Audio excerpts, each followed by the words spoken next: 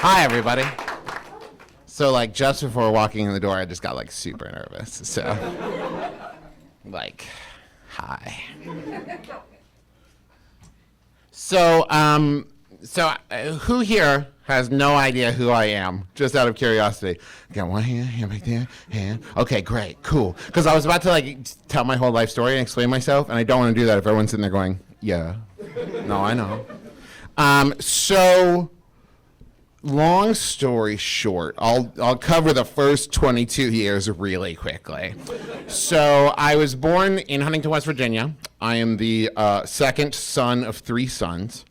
I grew up in Huntington, and then when I was I was a theater kid from way back, and so when I went to college, I decided that I was going to do theater.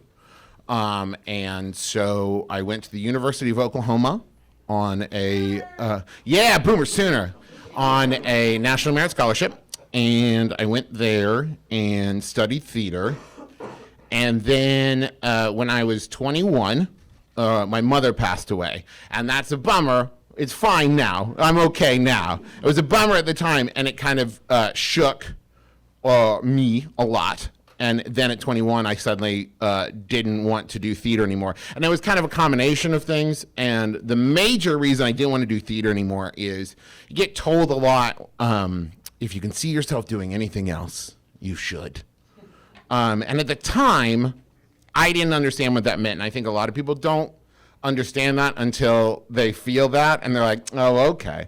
Because the thing is acting professionally is really, really hard, and I know lots of people that do it, and it takes like an intense amount of dedication and work and like a desire that I just didn't have. I just liked attention a lot, and I just wanted people to pay attention to me. I didn't want to have to work for it.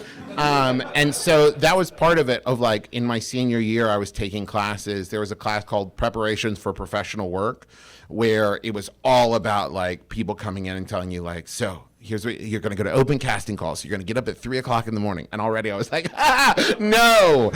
And so it was just, and everything they said, I was like, oh no, see, I just want to do it. I don't want to work on it.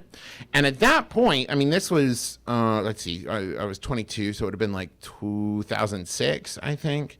And at the time, podcasting might have been a thing, but it wasn't a thing I was aware of. And growing up, my dad was a radio DJ, and this was back in the time, I don't know how old all of you are, but there used to be a time where radio DJs talked a lot and played a little bit of music. And that's not how that is anymore. But like growing up, my dad did like parody songs on the radio and bits and sketches and had characters and did, like shows, and he was very funny. And so we grew up like doing commercials with him on the radio and stuff like that. And so, I graduated from college with my BFA in acting and theater with no desire to do theater whatsoever. And so I went back to Huntington and worked at Best Buy for 2.5 aimless years. And then my little brother was graduating from college with a journalism degree. And I was like, hey, what are you going to do after college? What's your plan? And he said, I'm just kind of waiting for someone to look at me and say, hey, I'm moving to blank. Do you want to move with me? And I looked at him and said, hey, I want to move to Cincinnati. Do you want to move with me? And he was like, sure. So I quit Best Buy, and we moved to Cincinnati. And at this point, Justin and Griff, and my older brother and my younger brother, they were doing a podcast called the Joystick Appreciation Podcast. Joystick Appreciation Group, something like that, because they worked for a video game website called Joystick. And they had seen some success with it, and the website was very popular. And so Justin was very bummed out that Griffin and I were moving away from Huntington. So he said, we should do a podcast as an excuse to continue to like hang out so we don't like lose touch with each other. And the reason I mentioned my mother passing away is this is a big part of that, of like we had grown very, very close over the years. I mean, we'd always been close growing up, but going through that, we'd become very, very close and really depended on each other a lot. And so Justin was very, bummed out that we were moving away. So we had some really, really basic meetings, like discussions about like what the podcast should be. And now this part is a little shrouded in the mystery of time because each of us thinks the other one said advice podcast is the way to go. I swear it was Justin who said, I don't think anybody else is doing an advice podcast. We should just do that. And I, who had a little bit of training in psychology and knew just enough to know that I didn't know enough to give actual advice and that it's really bad. It's really bad to try to give uneducated psychology advice. I was like, okay, but like if we do that, we shouldn't actually give advice because we will do more harm than good. And so like that was kind of how my brother and me came into being of like, it's an advice podcast where we don't try to give advice. Which I just said that's the best way I've ever described a podcast before. Really, we've been doing it for like 7 years, and I've always said there like, well, we give bad advice, but it's like comedy, but it's not like bad, like we don't try to give bad. It's an advice show where we don't give advice. That's great. Somebody write that down. It's great, and then email it to me later. Thank you. And so we started doing that show, and we put out the first episode, and we had the benefit of Justin and Griffin having a built-in audience from the Joystick podcast.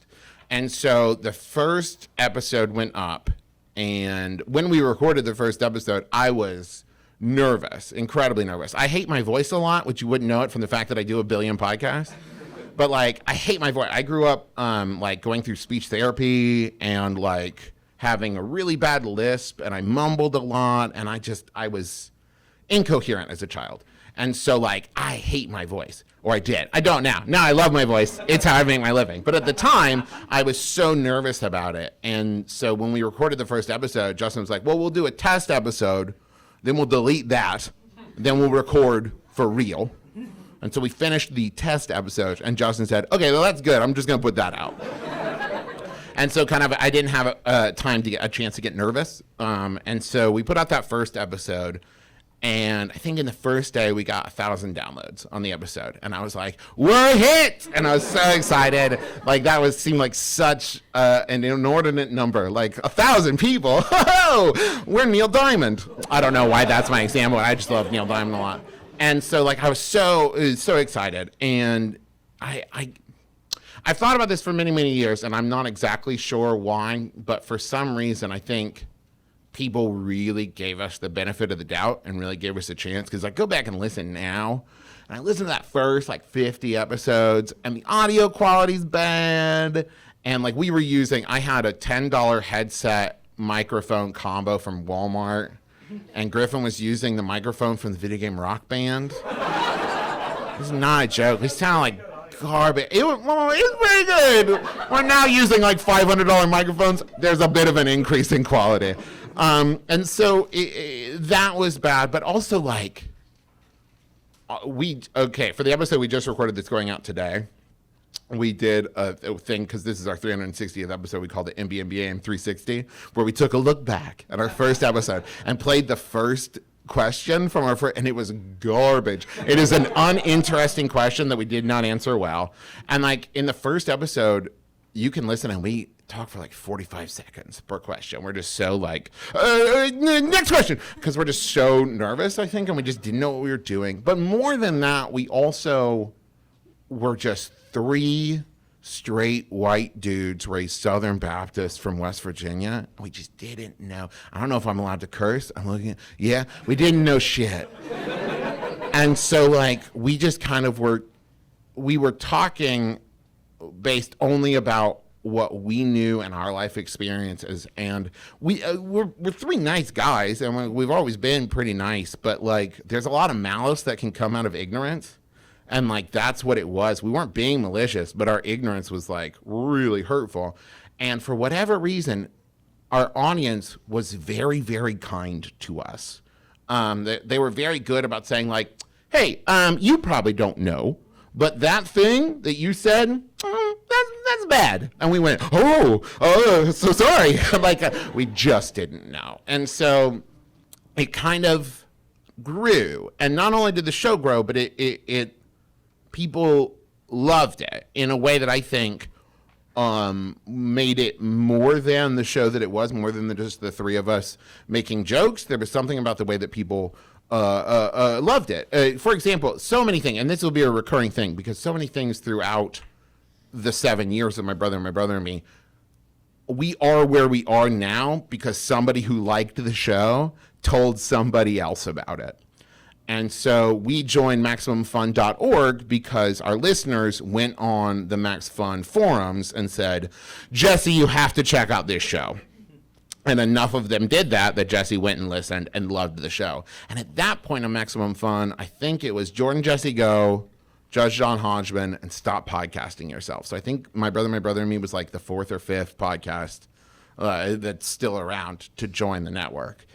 And the Max Fun audience then just like started listening and really liked it. And at this point, I was working at the Cincinnati Shakespeare Company because my friend Sarah went and worked there. And we went to Oklahoma together, so I went and visited her in Cincinnati, and I saw them do some shows and just loved the theater. And it reinvigorated in me this desire to be a part of theater again.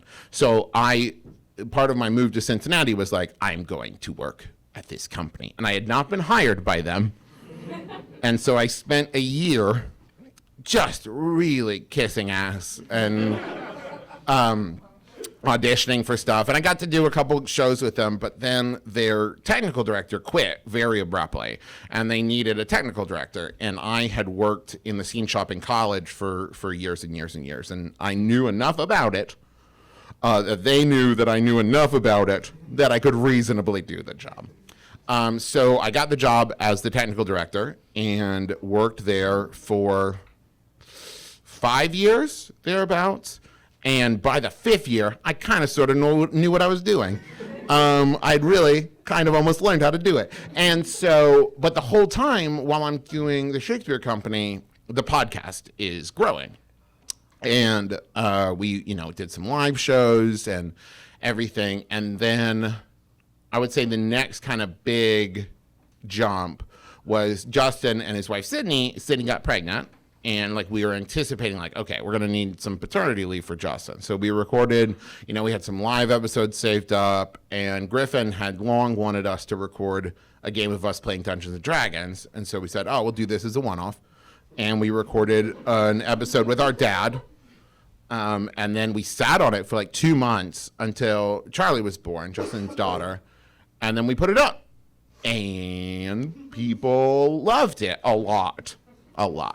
And we kind of like instantly realized like, okay, well, we need to keep doing this or people will be mad at us. And so that was the second podcast we started doing, The Adventure Zone. And then right about this time, the balance of, and I'll talk in a second about like the way that we have monetized our podcast, because that's, I think, very important at here, a media business school. It is what this is, right? Yeah. Okay, cool. I just showed up, you know what I mean? I just came for the free Fiji water. So at this point, I had started to make more through the podcast than I was working at my day job, which was a Shakespeare Company, which is an interesting day job to have. The old grind. Shakespeare companies, am I right? And one day I came home here's the thing. I love the Cincinnati Shakespeare Company. I still do very, very, very much. But I was doing like on like our opening weeks, no exaggeration, 100-hour weeks. And that was very exhausting. And at this point I was 27, 28, which doesn't sound old, but it felt old. And so I just was hitting a point where it also was like, doing technical direction just wasn't ever my goal. It wasn't my dream. I loved working with the company. I loved everyone who was there, but like the work I was doing just wasn't what I wanted to be doing. And I also knew that there were people out there, and I worked with some of them who really wanted to be doing what I was doing.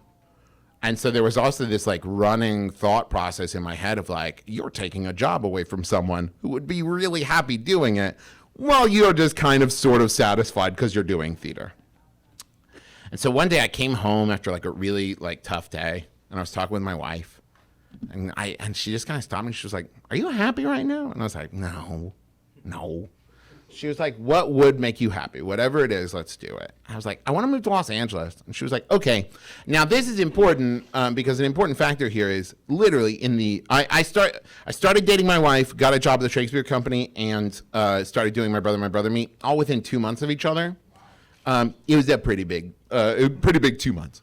And my wife and I, and she's very important to me and very important to all this story.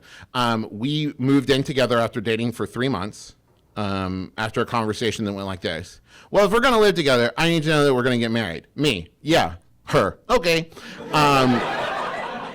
And so, like, we're pretty close. We get along great. And so my wife, in all of this time, we'd had all these conversations about where we would move if we moved. And every time I said Los Angeles, my wife said, no. That sounds terrible. And I was like, I want to move to Los Angeles. She was like, okay. And so the deal was we were going to move to Los Angeles for 2 years, and then we were going to move somewhere else. So that way, like, we could, and if we fell in love with Los Angeles, cool. So I quit my job at the Shakespeare Company and moved to Los Angeles, and I was just barely making enough money from the podcast to justify living in Los Angeles. The move cost actually made it so we had to take on a bunch of weird, odd jobs for the first month we were there so that we didn't starve. And one of them was we worked doing haunted houses because we moved in October. So we helped this company set up haunted houses in really rich people's garages so that 8-year-olds could come through and yell at us. It was great. I got smacked in the face by an 8-year-old girl dressed as a ballerina. It was awesome. And thankfully, I don't have to do that anymore. And so moved to Los Angeles. And the interesting thing is because of the work I was doing, I could do it anywhere. So doing My Brother, Me in the Adventure Zone, whether I was in Cincinnati or Los Angeles, or as long as I had Wi-Fi and a computer, I could do it. Because we'd always recorded the podcast remotely. But I also realized that now without the Shakespeare Company, I had all kinds of free time that I really couldn't justify. And also, more importantly than that, I was doing both shows with like the same basically 2 people. I mean, my dad was on Adventure Zone, but it was like, okay, so if I want to do live shows or anything special with these, I need them to be free. And at this point, they were both working like super full-time hours setting up a new website called Polygon. And I was like, so I need to diversify my podcast portfolio.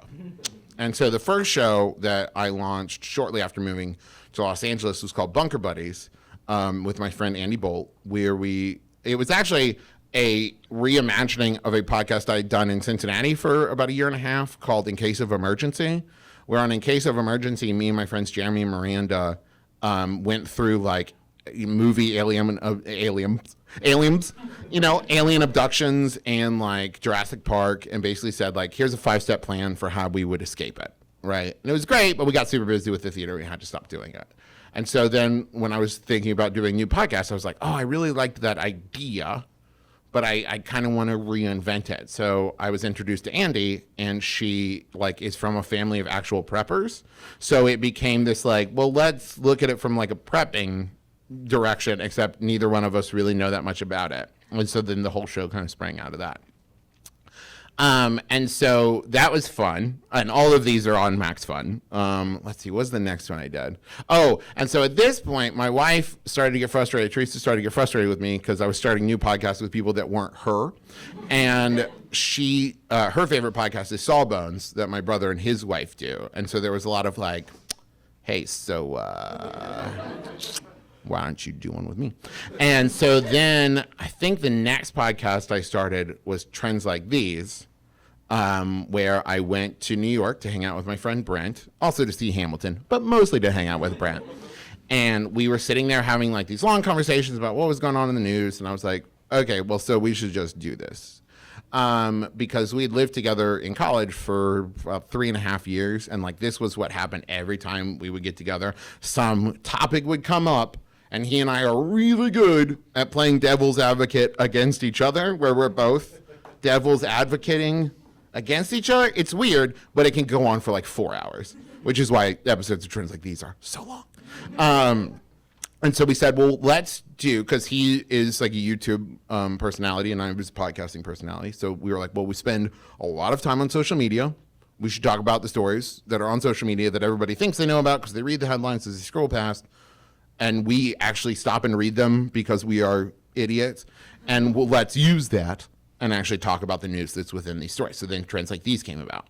Then I was sitting there talking with my wife, once again, who was frustrated that I'd started another podcast that wasn't with her. And I was like, okay, well, if you want to do a podcast, what would you do?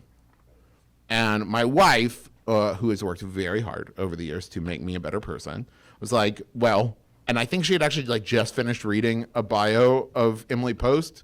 She was like, we could do like etiquette. And so then Schmanners came out of that. That is, I would say, along the same lines as like the Sawbones model of like, I'm a goober and my wife is great and she tries to teach me about these things. Simple. I'm trying to, so then I think Interrobang was next, where I met my friend Tybee, and instantly it was like, oh, we click. And like we were talking about, she was very frustrated with like acting and where that was going, and I explained to her why I had stopped acting, and like we just had, the first time we met, had like a 3-hour long conversation. It was like, okay, great. So then we just turned that into a TV show. Oh, sorry, into a podcast. There was no TV show for that one. I'm trying to remember the other shows we did. So my other, let's see. The mouse is in front of you. Oh, yeah, great. I always forget what they are. Let's see. So then Surprisingly Nice. My friend Hal and I, he's the nicest person. This is him. Yeah, that's his face. He's the nicest person I've ever met. The most genuinely, like, nothing, no ulterior motive, nice guy. And the thing is, I living in LA, got to meet a lot of people who are my heroes. And every time I met them, I was so nervous. And within 5 minutes, I was like, oh, you're very nice. And so, hence the title. And it was like, I was looking for, at the beginning of this year, I was looking for ways to like raise money and do good and use my platform to help people. And I was like, well, how about a podcast that does that? Because that's what I got. In my quiver, I've got podcasts and I can do podcasts. And so did that. And we're planning to do more of them. It's been a while since we put one out, but we've got more. I've got an idea to transition it into a different form that's going to work a lot better. Let's see, what else do I do? The Kind Rewind I do with my wife, where we watch shows that we loved growing up. They all have to be at least 10 years old. And then we look at them very, very lovingly and very, very nostalgically, but we also talk about like what's problematic about them and why it's tough to watch them now. Let's see. And then, oh, okay. So this is my favorite concept for a podcast ever. There is a podcast called The Worst Idea of All Time, where these two guys, Tim and Guy, watch and review bad movies, but they do the same bad movie every week for a year and slowly lose their minds. And the first season they did Grown Ups 2, and they had not seen Grown Ups 1. And so a lot of watching Grown Ups 2 was them trying to guess what had happened in Grown Ups 1 to make the stuff in Grown Ups 2 happen. And then in the second season, they did Sex and the City 2, once again. Did not watch Sex and the City 1. And I think this season, I think they might have just finished doing We Are Your Friends. But so we're big fans of theirs. And Justin, once again, Justin's really good at coming up with weird concepts for podcasts, which we'll get to our newest one shortly. And so he was like, I want to do a podcast, but I only want to do it once a year. And I want it to be Paul Blart Mall Cop 2. Okay, cool, great. And so every Thanksgiving we watch Paul Blart Mall Cop 2, and we record an episode about it every American Thanksgiving, and we will do so for the rest of linear time, because we have committed that when one of us dies, we will be replaced, and the show will continue forever. As long as there is recorded medium, till death do us Blart will continue. Let's see, and then Can I Pet Your Dog was actually, I was looking for a personal trainer, and my friend Renee was a personal trainer, but she wouldn't let me pay her. And so I said, how about an exchange? And she said, well, I would like to start a podcast. And I said, perfect.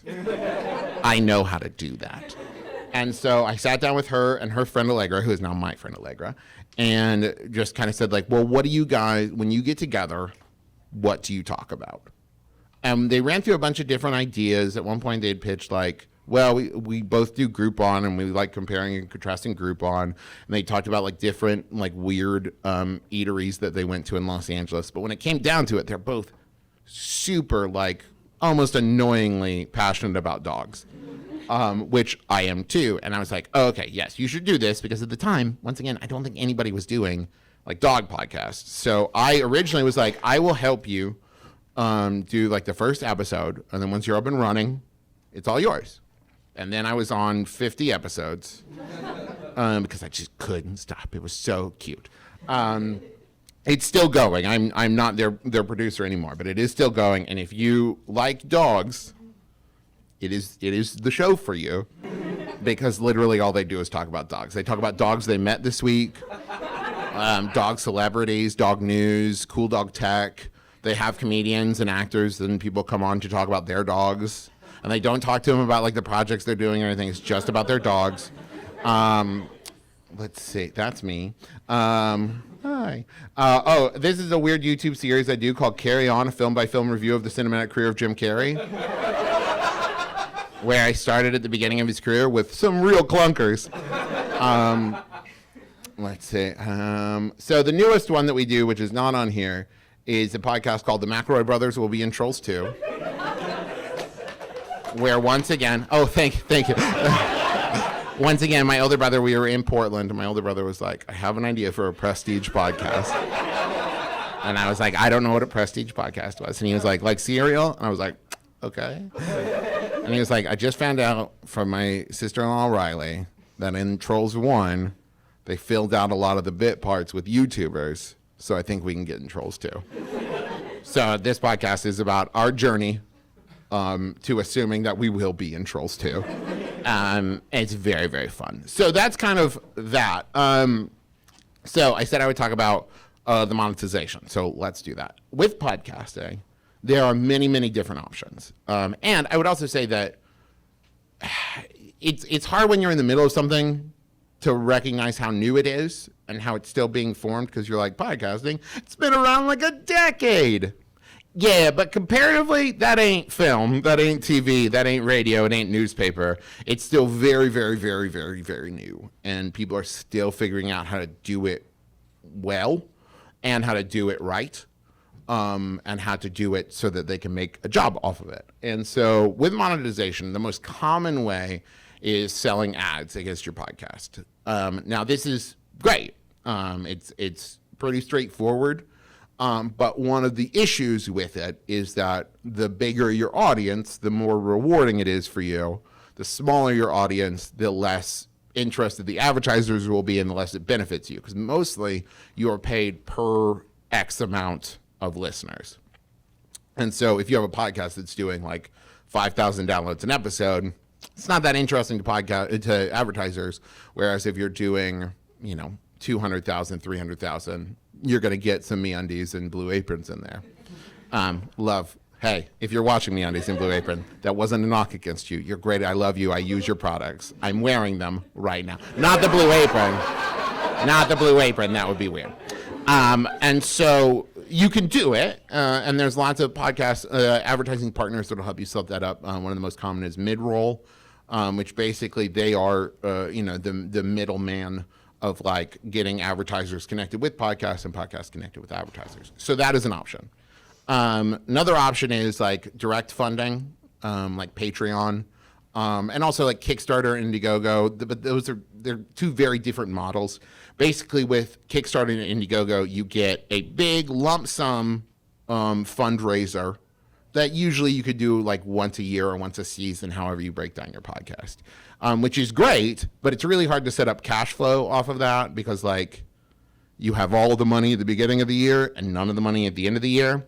So like you might get all the money and buy a bunch of new equipment and blah, blah, blah. But then in month 10, your computer breaks down and you spend all your money in the first, month buying new equipment. So like it works. It's great, especially if you need capital to start off with. But it also requires you to have an audience already, or have people who are willing, because one of the things about podcasting is right now there's just so many that it's really hard to make a splash on day one. And so if you don't have an audience already, it's really hard with like Patreon, well, especially Kickstarter, to say like, hey, I need $100,000, everyone who doesn't know who I am. And they're like, man, I need $100,000 too. Oh. And so Kickstarter, if you already have an audience and you're trying to find funding for your thing, it's great. Patreon is more of a monthly thing, so you can get people who either every time an episode goes up, this is my friends who do YouTube and do Patreon. It's like every time they post a video, they have donors who are committed to like, when I post a video that this is this long, you automatically pay me $5. Or you get like monthly donors who are like, they have pledged $5 a month. One of the downsides of that is that in exchange doing the Patreon, and this isn't bad, it's just a fact of the Patreon, you then are doing a lot of fulfillment and you're doing a lot of like, okay, great. So along with making the podcast, I also am shipping out t-shirts and doing like live streams and doing special pages on my webpage. So it's extra work, but you're getting funding from it. So it kind of balances out. What we do and the way Max Fun works is Max Fun is kind of like as like more of an NPR model where basically you are pledging, donors are pledging monthly donations. And when they do that, they mark what shows they listen to. And then 30% of the money goes to Max Fun for overhead and paying everybody that works there. And then the other 70% is split among the shows that they listen to. So the reason that I think this is my favorite and most successful and best model, one, it's what pays me. But two, as opposed to the advertiser model, it rewards dedicated audiences instead of large audiences. So you might only have 5,000 listeners, but if those 5,000 listeners love you and like know that you love them, then you are going to get way more support. And so it both encourages you to listen to your listeners, to appreciate them, and also lets your listeners know that their support directly makes the show possible. So it's not just like, I do advertisers, so I care about my advertisers. So like for My Brother and Me, it allows us to say to advertisers, we don't want to do more than 2 an episode because that's really boring for our listeners and they matter way more to us than you do. And like that's I think better, mostly just because it makes me really appreciate our listeners. It makes them feel connected to the show. Because the thing is part of the like Wild West new media thing about podcasting is there's not really good advertising. There's not a good way to do it. Nobody's really figured it out. Don't like buy bus ads and Super Bowl ads for your podcast.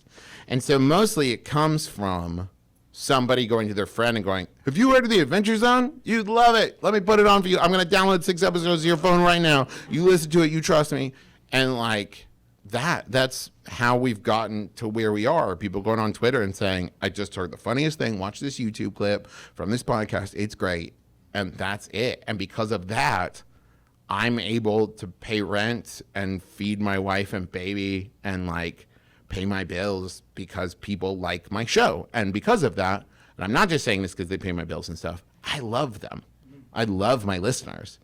And it makes us feel it's much more of a collaborative effort instead of just me high on a hill throwing podcasts down. And so a lot of like when I make a new show or when we work, so the My Brother and Me TV show is a great example of, so the way that this came about, once again, this guy named Joel Beglider, who at the time was an agent with UTA, United Talent Agents, emailed us and was like, I am a big fan of My Brother and Me, and I don't know why I don't already represent you. And we were like, oh, okay. And so we sat down for like a meal with him, for lunch with him, and he was just great. Like, sometimes somebody wants to tell you how much they love you because they think they can get something from you. But if somebody sits down with you and says, I have no idea what to do with you, I don't know where to put you, I don't know what this is going to be, but I'm a big fan. That's pretty good. It doesn't seem reassuring, but it is.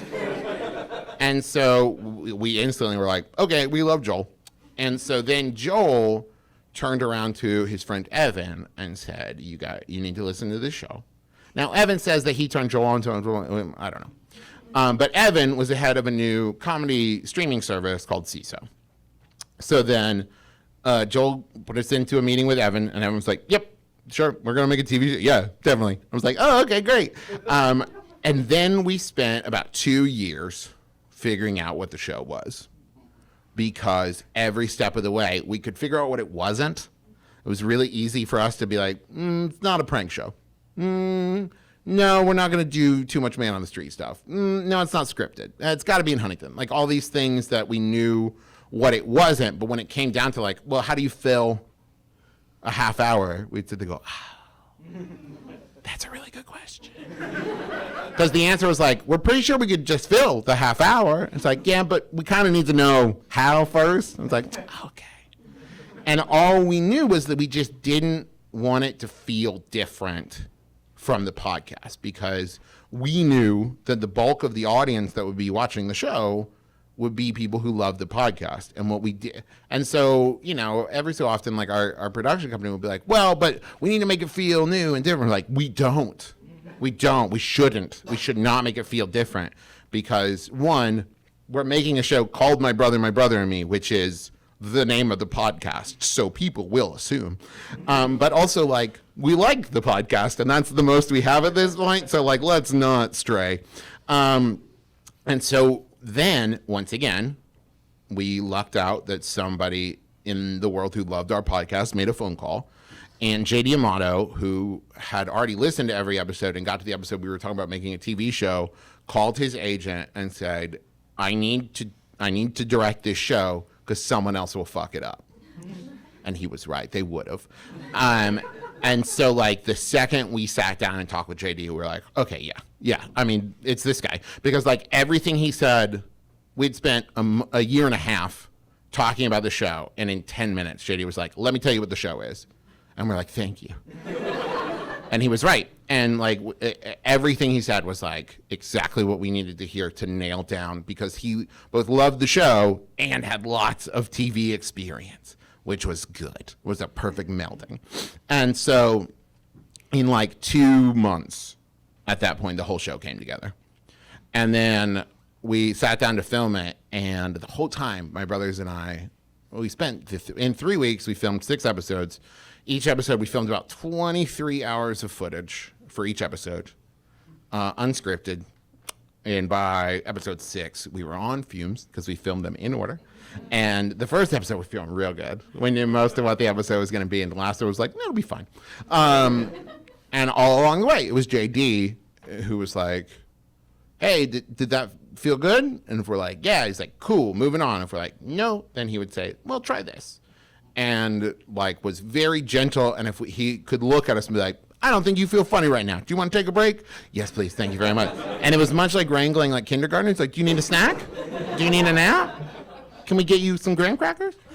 And then they took that 23 hours times 6 and edited that down to 23 minutes for each episode, which once again was JD. JD, who was not contracted through post-production and stuck around just to make the show good. So eternally grateful to JD. But the show really was like, at a certain point, you have to ask yourself, like, where's the line between, like, fan service and pandering?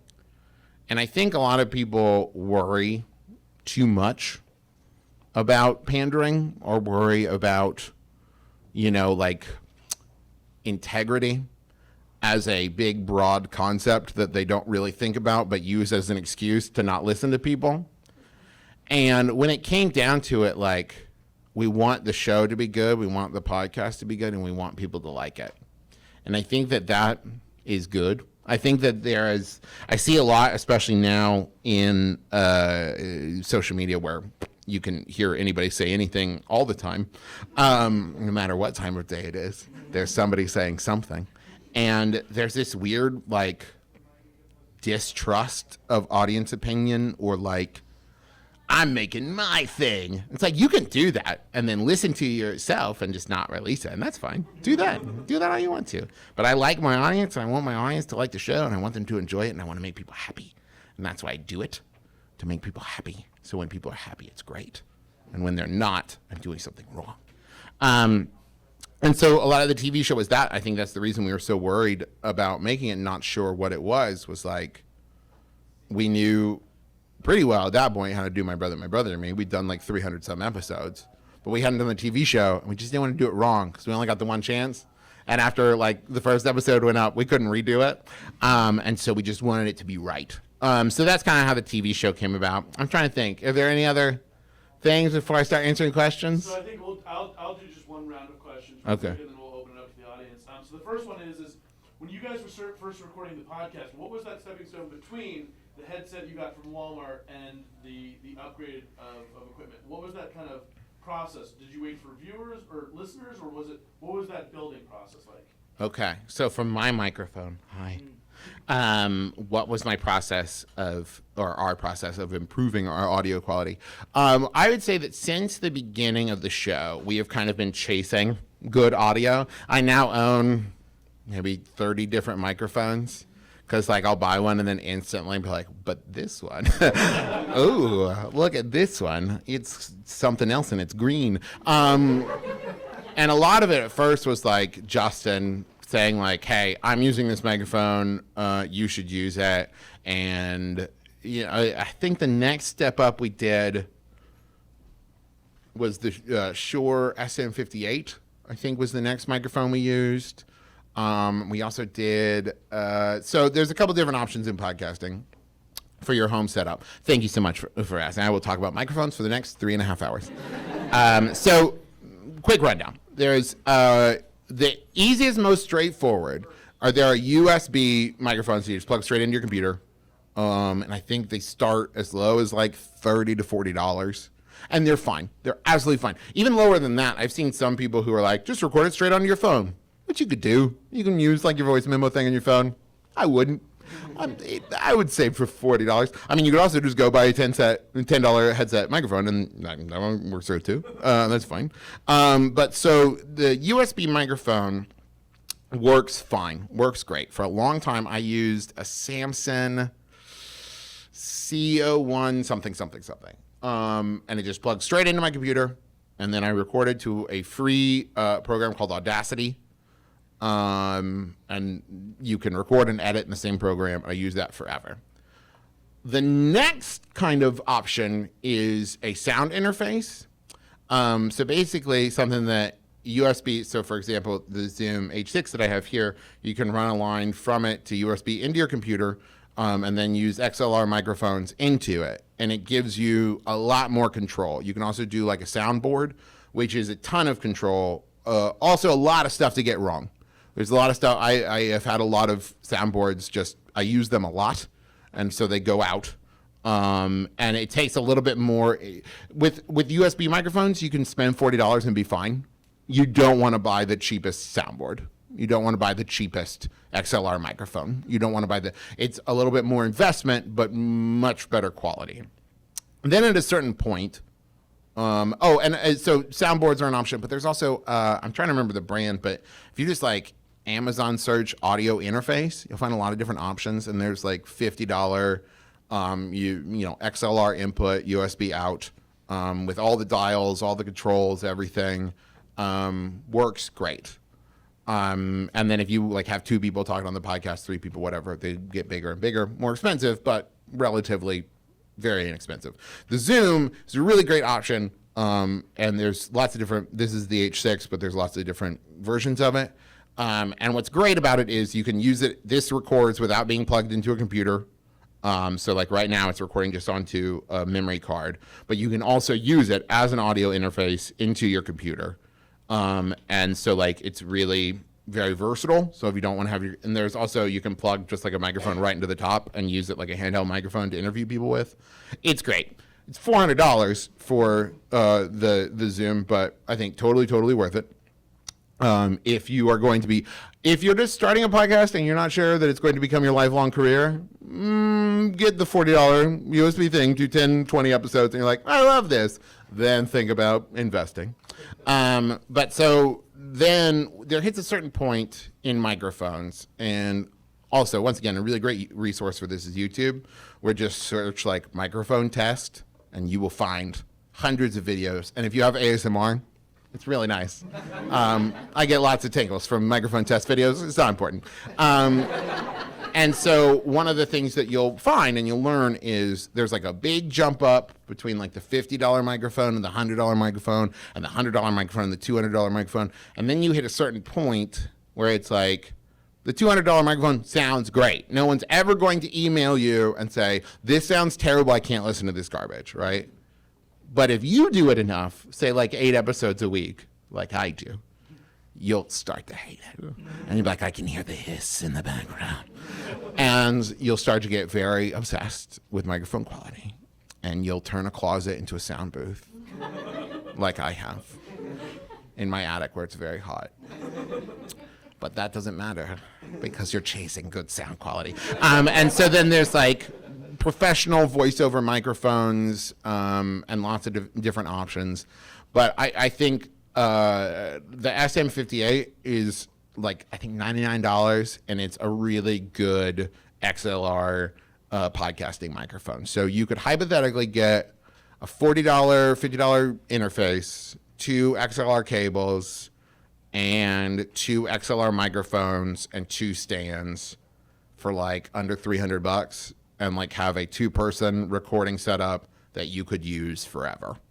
So like one of the things I love very much about podcasting is it doesn't take capital. It's not like you can't start a TV studio with $300.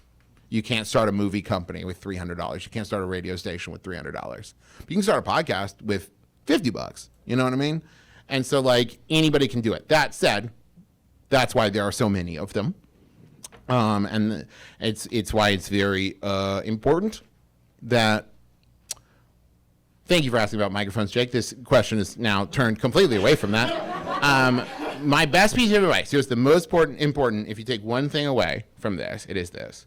When you are thinking about starting a podcast, pick a conversation you already like having with a person you already like talking to, and then just record that. Because what you're not going to do is reinvent the wheel and come up with the world's greatest concept that will instantly make everyone fall in love with you. And if you're worried about that, don't do it, because what's going to happen is you're going to spend all this time trying to develop this amazing concept that no one's ever thought of before, and then you will get 10 downloads, and you will become incredibly discouraged, and you will walk away from it. But if you record a conversation you already like having with someone you already like talking to, whether people listen to it or not, you're going to enjoy doing it. Because here's the other thing. In podcasting, it wasn't until episode 40 that we joined MaximumFun.org. And it wasn't until about episode 200 that I was making enough money to make a living off of it. And it wasn't until about episode 250 that I started to feel comfortable with the amount of money I was making off of it, so that I wasn't worried anymore. And that's over 5 years. So like, you're not going to start a podcast and in the first 10 episodes be Serial, because also Serial had the backing of NPR, and you don't have that, I assume. I don't know. You might. But so record a podcast you like doing, and then don't worry about whether people like it or not. That said, do worry about if people hate it. Because if people hate it, you're probably doing something wrong that you need to reevaluate and do better. Don't give up on that, because that's one, it's how you learn. You learn from people saying like, hey, that's wrong. And you going, okay, well, let me re-examine that. How do I do that better? But I think the other important thing about podcasting is do something you like, do something you enjoy, but be really engaged in talking about it. Because I think when you love something, it is very infectious. When you're proud of something, it's very infectious. And when you go on Twitter and Facebook, people can tell if you're begging them to listen to something you don't think is good.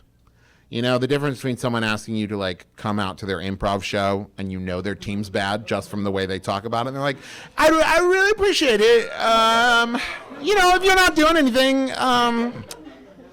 versus, trust me, come to this show. Right, you're gonna love this. This is it. Like, you know what I mean. So the difference between that, and it's like when you go on Twitter, if you're like, hey, if you have an hour? You not do anything? Right? Like, people are like, no, that sounds terrible. But if you're like, I'm so proud to put this out. I can't wait for you to listen to it. Oh, God, this is great. Like that, it feels like, you're overselling yourself. But trust me, like, why would someone listen to something you're not proud of? If you don't enjoy it, why would they like it? So don't apologize for putting a thing out. And the other thing, too, thank you for your question about microphones, is if you were, one of the things that people who are starting podcasts are very, very nervous about is like, what if it's not good the first time? Well, here's some very good news. It ain't live. You can delete it. You can record it and say, wow, that was garbage. Delete. And then you learn from that, like, okay, so next time I need to have this prepared and I need to be thinking about this. I need to have this ready. And then you do it again. And you're like, oh, that's garbage. And you delete it. And then you record it again. And no one ever has to hear it till you're ready to put it out. Editing is wonderful. And it is a very, very useful tool. I know lots of people in podcasting that record a podcast and then put it out. And that terrifies me. And I can't imagine that. Mostly because, like, I don't remember what I said. I hope I didn't say anything dumb. But sometimes I go back and I'm like, wow, I left the word not out of there. And that was very important. And so, like, that's the thing. I don't know if I haven't calculated it, but there was a point in which I was putting out 28 episodes a month. And, like, when you do that and you're generating that much content, you really start to get a feel for, like, I know what I was trying to say in this sentence, but I didn't finish the sentence, and people listening won't know what I was trying to say. I'm going to cut it.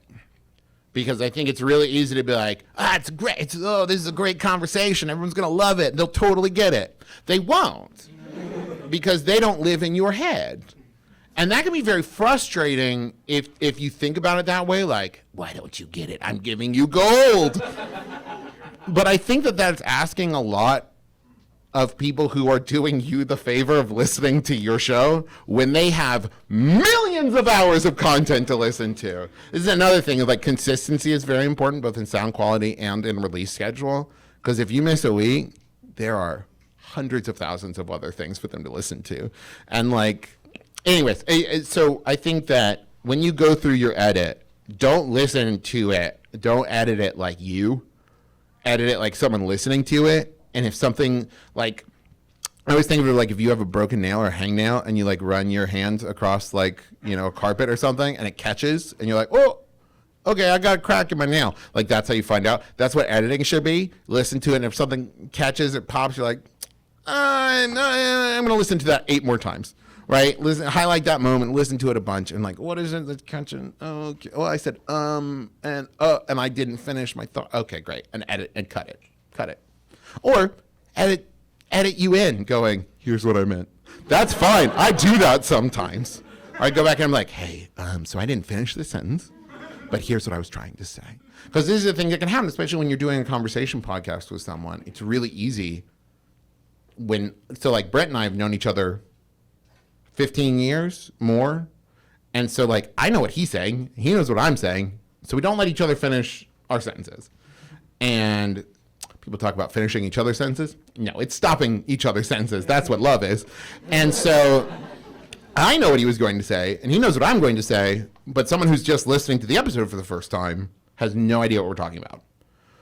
So think about it in that way when you're editing, of like, if this was somebody's first episode of this, how does this make me sound? And you'll fuck up. Like, that's the thing. Like I said, 27, 28 episodes a week. There's a lot of opportunities to fuck up in there. It happens. And that can be very disheartening. But, if you're going into it thinking you're going to 100% it and like A+ every time, you should also not do it. Because it's when people say, like, hey, at best, I don't understand what you're talking about. Okay, cool. I could sit here and explain it to you here, or I could just keep that in mind the next time I'm recording. But so it's just really easy to get disheartened by that. But, like, Why? You know, get back up, start running again. You'll be fine. One of the best lessons that I took away from working in live theater is that you don't open because the show is done. You open because you're out of time, because it's Friday and it's opening night. So nothing's ever done, but everything gets finished. You know what I mean? Like, you could keep working on it. A great example of this is Griffin when he added the Adventure Zone. He could put 10 to 12 hours of editing into it, sometimes more. And then he still is like nervous about posting it because you're never done. It's never like, well, yeah, I can't think of anything else, because like you'll listen to it and then you listen to it and then you listen to it and the fourth time you're like, wait a minute, I hate my voice. Yeah, and so you just got to put it out and then listen, because I think another mistake you could do, lack of engagement, is put it out and walk away. And that's what you get to do if you're a TV show. That's what you get to do if you're a movie, because you have teams of people who pay attention to that stuff for you. You don't have that podcasting. You need to listen. You got to pay attention and stay engaged. So that was the first question. Well, that first question has now hit us to 1 o'clock. Yes, but thank you for the prompt. Are you okay? I'm fine. I have nothing else planned for today. Sweet. Monday's my light day. So we are now going to open it up to questions to the general public. And I will try to answer far more concisely. Yes. Yes. You. Yes, you. Yes. Okay, thank you. Let me find it again. Sorry. You're fine.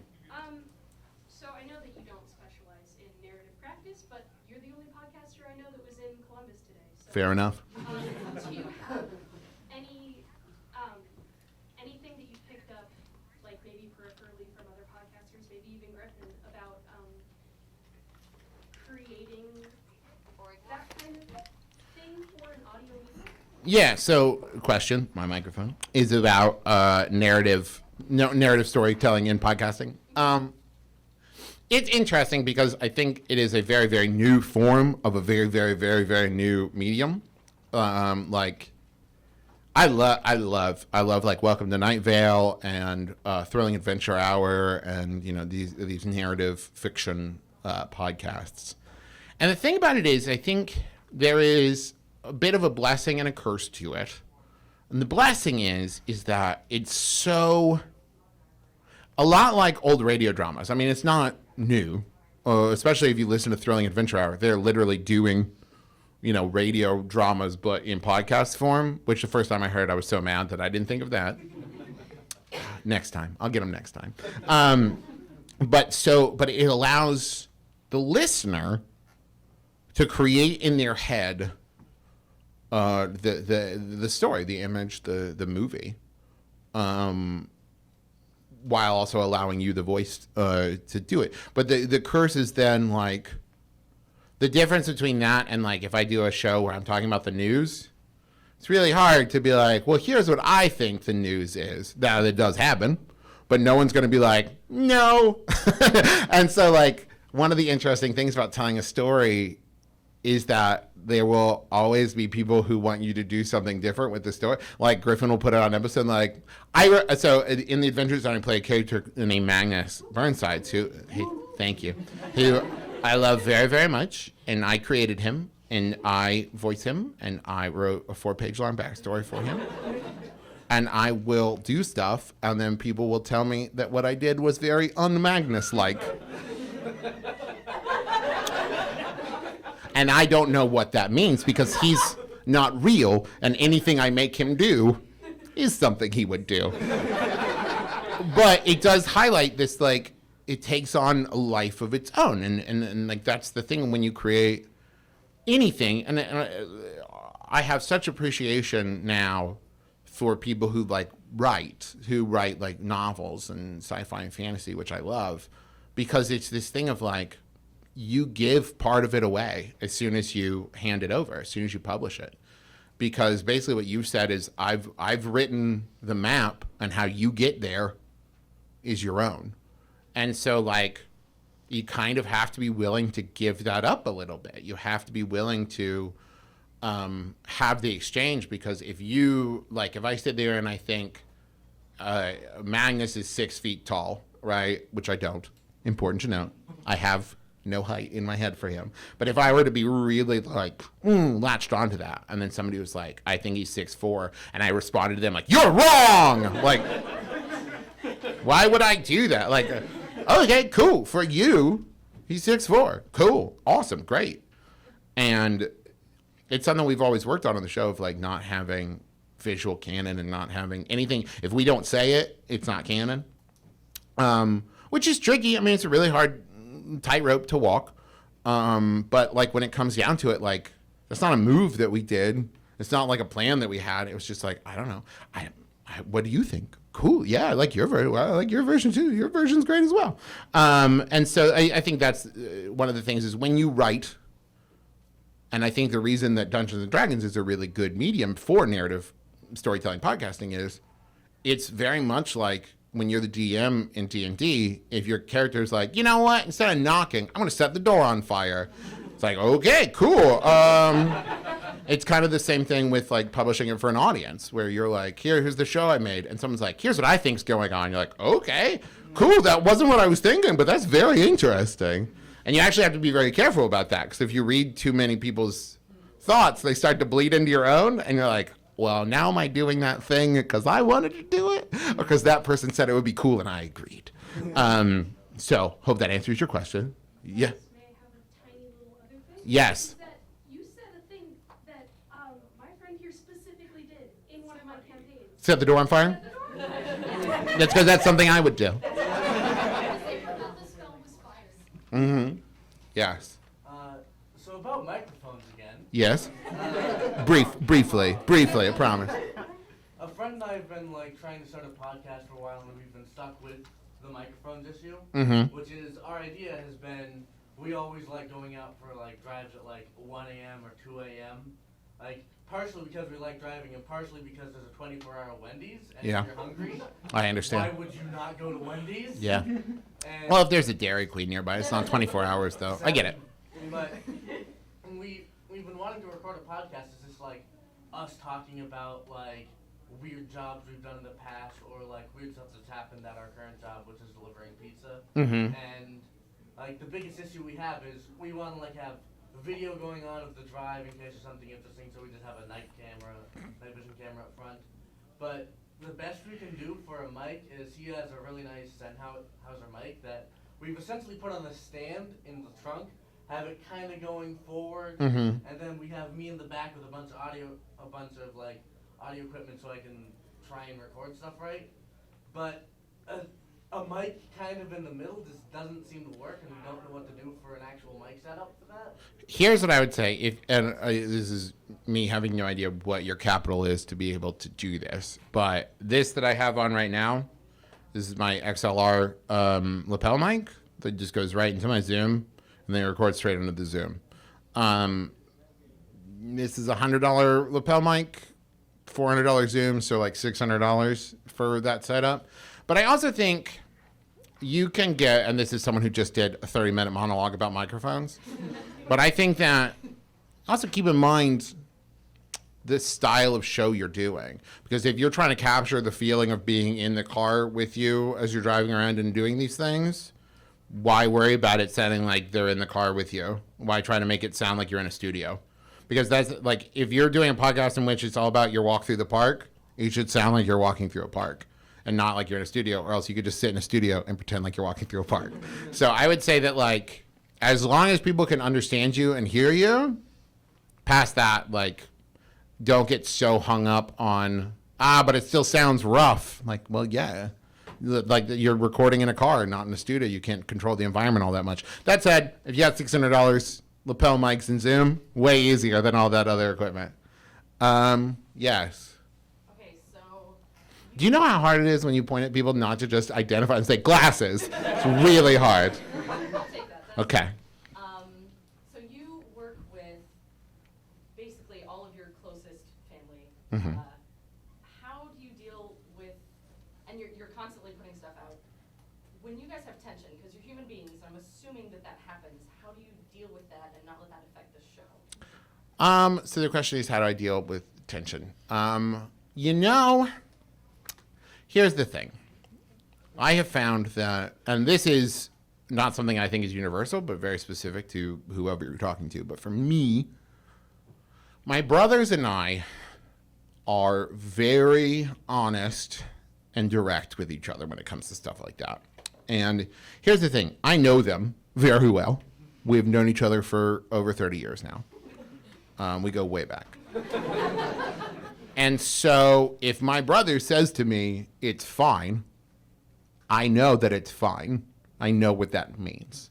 Whereas if I'm recording with a friend and my friend's like, oh, no, not a big deal. I'm like, oh, is it? Is it a big deal, though? Tell me, Brent. No, I would just call Brent out, too. But so there is tension, but there's also my brothers and I and our dad and our wives, like, we're all very close. Not to wax too philosophical for a moment, but one of the things that came out of my mom passing away, especially for our family, was this feeling of like, okay, cool. Our time is very finite. And so we love doing this show together, and it would be very easy to let bullshit creep into it. But at the end of the day, like, if something's very important to them and I don't care about it, why would I fight them on it?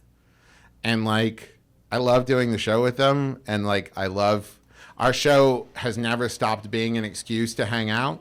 And like, when we go on live shows, it's like our excuse to take family vacations together, and I get to see my niece and my nephew, and I get to hang out with my brothers and our wives, and we get to go on weird car trips to get to shows, and we get to hang out backstage, and we get to do these weird experiences. And at the end of the day, it's all comes down to a fun family vacation.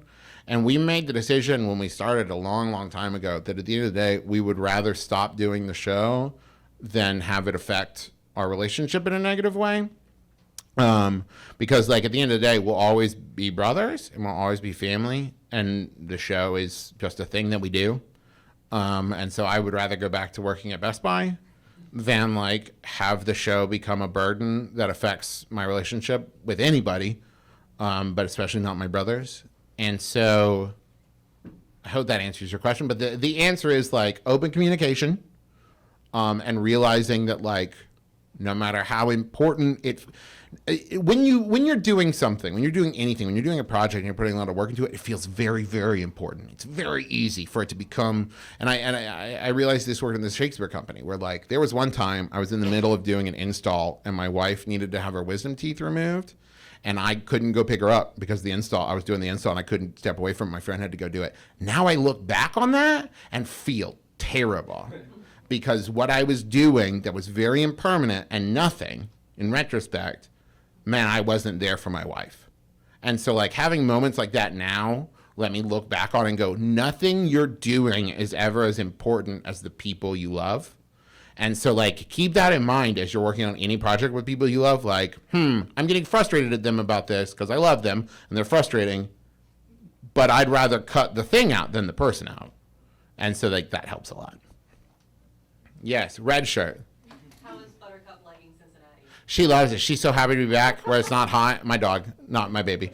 My dog Buttercup, she's great. She prefers having backyard to run around in instead of like sand and stones and stuff. Yes. We have time for about 2 more questions, just so you know. Okay, yes. This other red shirt, yes. Okay. What are some tips, tricks, advice, etc. you have for remote podcasting? Lapel mics help. Stay out of the wind. I meant like people being in different locations. Oh, okay. I always think of remotes like radio remotes that my dad does.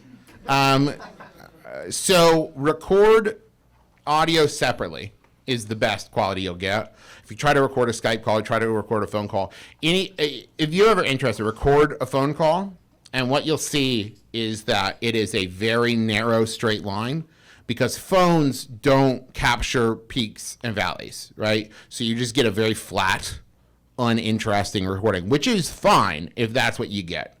But you'll always get better results if each person involved can record their own audio remotely and then edit them together. That's what we do. So Griffin, Justin, and I each record our own track and then edit them together. Way better. But that said, I will also like dial people in and record Skype calls. And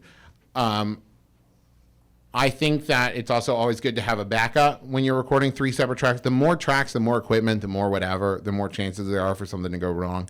And as someone who has lost way too many recordings from that, have backups for your backups and like record your Skype call and your audio. Have a separate just mini recorder going. So that if your computer melts down in the middle of your recording, you don't lose a 2-hour irreplaceable thing. Because that's the thing is, especially if it's unscripted, you can't recapture that thing. And especially if you're doing a narrative thing like Dungeons and Dragons, when we're doing Adventure Zone, we are constantly terrified because like Griffin can't reveal a big plot twist and have us react to it. So it's like, well, that episode's garbage now. And so like backups for your backups, separate recordings, try to get everybody on the same equipment. If it's something that you're repeatedly doing. Now, if it is something where you're calling in a guest, whatever they can do, because I think people, it's very easy to forget how forgiving people can be of like, yeah, you called them, and this is what it sounds like. It's fine. It's fine. Let's see, you said one more question? One more. Yes, you. Yes, pointing at yourself. Okay. I'm very lucky to have a best friend who I can, banter with. Mm-hmm. We started a podcast. We think that the idea is pretty good, but our first and second recording sessions were just so chaotic that we ended up editing 2 hours worth of stuff into like 35, 40 minutes worth of usable podcast. Mm-hmm. It's just a mess. Mm-hmm.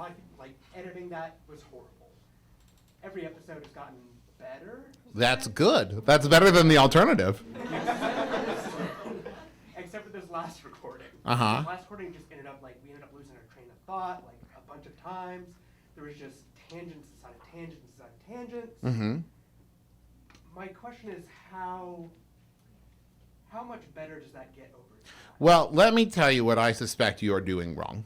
You are trying to make your show sound like other people's shows. That's a mistake. Because the thing that makes shows pop and have personality is the personality of the people doing it. So one of my favorite podcasts is the Flophouse podcast, where they talk about really bad movies. They will tangent for 40 minutes. And on paper, that sounds terrible.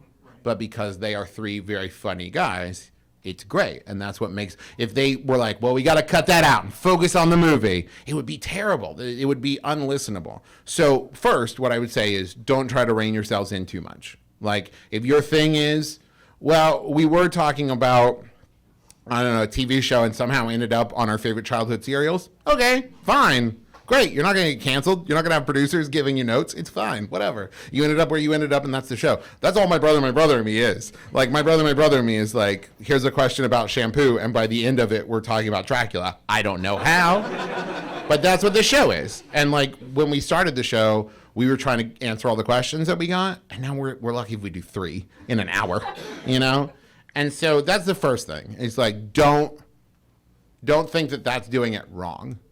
As long as you are like, here's what you have to work on, because this is a thing that it has taken me this long that I'm still working on.